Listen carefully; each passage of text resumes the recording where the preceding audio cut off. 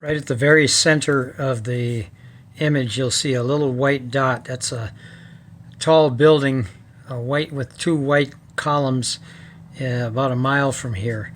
So I'm going to put the monocular in front of the lens of the camera. This is on my cell phone. Let's see if I can find it.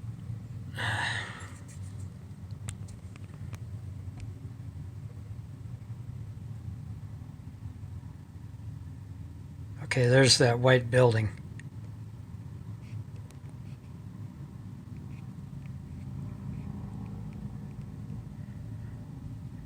There. So that's about a mile away, and this is a 10 to 1. This is 10 to 1. You can see it's jiggling a little bit because of the vibrations from my hands and the fact that it's 10 power. It magnifies it quite a bit.